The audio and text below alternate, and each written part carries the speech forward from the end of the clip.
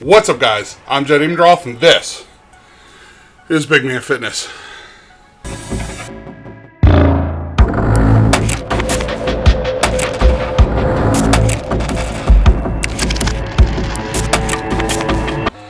Alright, new week.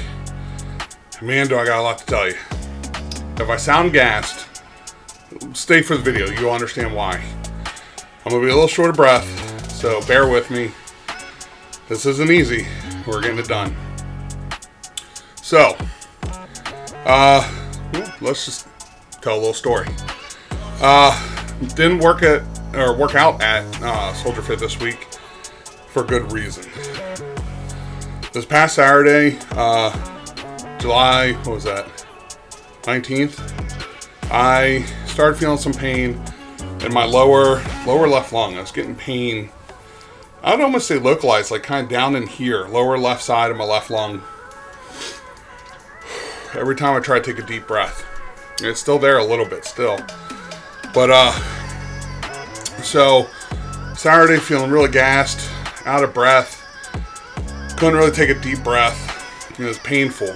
So, Sunday I woke up, and I want to give a big shout out to Apple. You'll understand why as I progress the story, but the Apple Watch may have saved my life, even though it's something they're getting sued for, and we'll go over that a little bit. I might make another video for that, but big shout out to Apple for, well, building this, even though it's technically a stolen patent from what the ITFC, whoever they are, basically said it's a stolen patent. You can't do that. This may have saved my life. So Sunday, get up, and I decided I was going to be super busy, keep myself just moving. Yeah, it was kind of painful breathing. Went through my daily activities like meal prepping, laundry, mowing the lawn, vacuuming the house, going for a walk, all that kind of stuff. I did at one point feel like I was going to pass out, and God, I'm sweating. I mean, this is a lot right here for me at this time, so bear with me. Doing all that stuff, I did feel like I was going to pass out mowing the lawn, but made it through, kind of went through the rest of my day, relaxed a little bit, watched a movie I've been really wanting to watch, just kind of sat back and kind of relaxed. Monday came around, and that was July 21st. I felt a little off. Had to jump out of bed. As soon as I woke up, my alarm went off. I realized I didn't feel like I was really getting like good air. Okay, good air. When I was laying, so I was like, all right, I gotta get up. I got up, took some Advil, helps the side to get the pain down a little bit, so I could take those deeper breaths. Now, mind you, I'm using an Apple Watch at this point, all day Sunday, Monday, and I'm watching my blood oxygen levels, and that's what Apple's getting sued for, or whatever's going on with it. You know, as of April, I think, of this year, there's a whole bunch of stuff going on with it. Monitoring my blood oxygen levels. Normally I hang around 97, 98%. They were at 95. Not a big difference, but I could feel it. So I went to work like usual and kept monitoring. Feeling a little gassed at times, but hey, getting through the day. Let my boss know what was going on. I'm doing this is happening. Things just don't feel 100%, but hey, we're getting there. I go to lunch at noon, and coming back from lunch, I always go sit outside because I'm inside all day. So it's one of those, I like to go out and touch grass, right? I go outside, I'm eating, I'm on my way back in. God, I just felt no energy. I was really struggling to breathe. So I get back to my desk and I'm like, all right, let me check it again. I just checked it just like an hour ago. It was at 95. I check it. It's at 91%. Big drop. Hit up my boss. Call the urgent care ER service hospital place I needed to go for my insurance. Let them know I was coming, what was going on. I took the dumb decision to drive myself, and understand why here in a few minutes. I got in my car, up, got all my stuff, got in my car, checked it again. It was now at 90%. 26-minute drive. I can make this. Get down the road. I'm focusing, driving. I'm just 100%. Got to get there. I park in the parking garage, and it's kind of funny, and not funny, but funny. When you're losing oxygen saturation in your bloodstream, your cognitive abilities start dropping. So I'm backing into a spot in the parking deck that's next to the hospital, part of the hospital, and I remember I'm looking at my mirror, looking at the backup camera, and I'm thinking, whoa, stop. You're not just looking at the wall. Look at the poles that are there. I had to tell myself that. Got parked, didn't cause any accidents. But getting out and trying to walk into the building, that's when I really started feeling like... So I get to where I should have been to get into the building. There's like a little person, like causeway, walkway type thing for people to walk into the hospital without having to go out into traffic. I couldn't figure it out. I could not figure it out to the life of me. I'm looking around. I do remember some people giving me weird looks. I'm like, they designed... I remember saying out loud, who the hell designed this? There's no way out. So I go walking through. I'm coming in where cars are coming in. Or I'm coming out where cars are coming in. And I'm walking into traffic, which is not good. Hit a corner to go up to the front door. Nearly get hit by a car.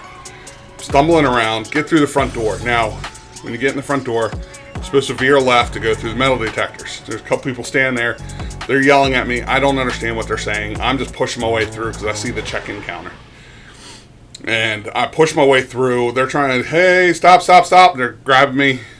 I get up to the check-in counter, and I'm trying to get my ID out. I tell the guy my name, and he was like, oh, yeah, they called ahead about you.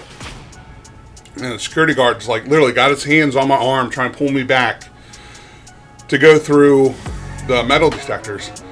And I think I went through. I don't know if I went through. The next thing I know, I'm in a wheelchair. They're hooking me up on all types of stuff. They're checking my blood oxygen levels. I'm on an EKG. They're doing everything they need to do. And within, it felt like 2-3 minutes, I'm wheeled into a room, getting hooked up to oxygen and IV, all kinds of different stuff. They're coming in, they're asking me questions.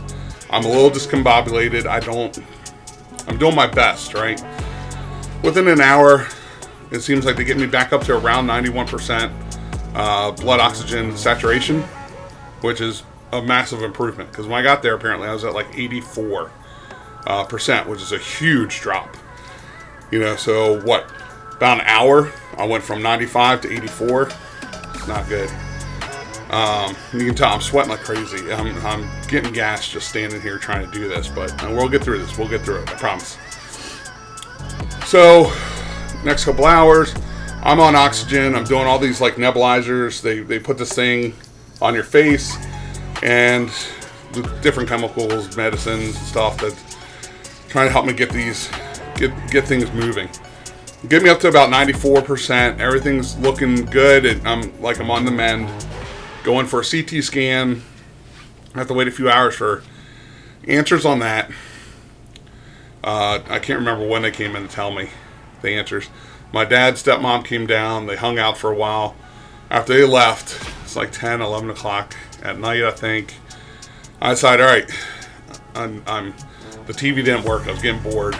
I'm trying to preserve battery on my phones because I forgot to bring my bag in with me.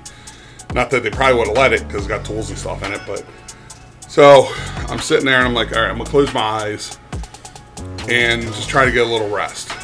Well, that started a whole long night of every time I closed my eyes, I was apparently like taking the oxygen off because it was drying my nose out, and I kept coding out. I was waking up to people, pulling me up, injecting me the IV with steroids, giving me pills, getting that nebulizer mask back on, getting me breathing. And this was literally like a 4 to 6, maybe longer hour battle of this just constantly happening. Every time I'd start to nod off, because I was at that point, I was so exhausted. I guess around 6 a.m. they finally, I'd had something to eat. They were allowing me to eat very, very little things. I had a very small amount of things I was allowed to choose from: crackers, water, Sprite, orange juice, chicken salad sandwich. So, I had a little something to eat. It wasn't. Everything tastes funny when you're using a nebulizer. I'm gonna say that right now. So, still on 4 liters of oxygen. I don't know if that minutes, hours, 4 liters an hour, 4 liters a minute. I don't know. It's 4 liters. That's what I know. And they started weaning me off of that. After a couple hours, I'm losing track of time. I didn't do a lot of filming in there. I was really focused on, staying alive. But they were able to get me kind of weaned off that 4 liters, using nebulizers, using different types of medicines, to the point that, okay, I'm maintaining like 95 to 97% now. No oxygen. I just got focused on breathing. And then they were able to release me around like 11 a.m. the next morning, which, oh God, no, actually it was more like closer to noon, 11:45, something like that.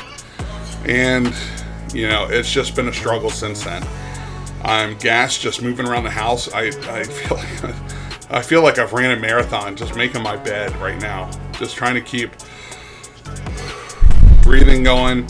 But we're still, I've been talking with my trainer. I got a doctor's appointment, a couple doctor's appointments coming up.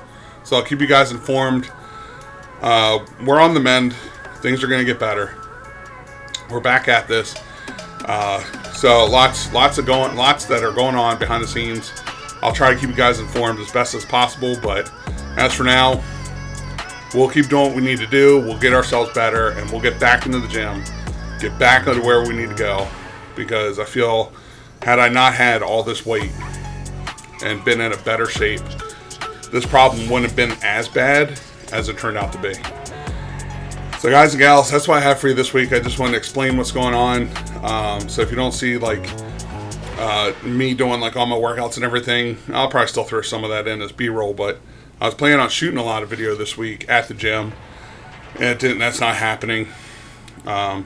This upcoming week, we'll see what happens, what my doctor has to say, when I can get back to work, when I can get back towards a closer, normal lifestyle. But we gotta get me stabilized a little better. My blood oxygen level still kind of drops a little bit. And again, thank you to Apple. I'm able to monitor at home easily with the Apple Watch Ultra, I think this one is. And just keeping a close eye on everything that's going on. So, as always, guys, big favor to me. So please, reach on down here, hit that subscribe button, ring the bell for notifications, give this video a big thumbs up. Really helps with my channel and helps distribute my channel. You can find me on Facebook, Jedediah Raymond Abendroth, and from there I can lead you to the group I've created for this channel. And as always, if you would please, give me a follow on Instagram and on X/Twitter at JedFDK. And if you don't feel comfortable reaching out to me on any of the platforms I just mentioned, then please, please, please send me an email, bmfjed@gmail.com. Guys and gals, hope you had a wonderful week. I hope your upcoming week is even better. We'll get through this, and as always, stay fit, stay healthy, and I'll see you soon. Peace.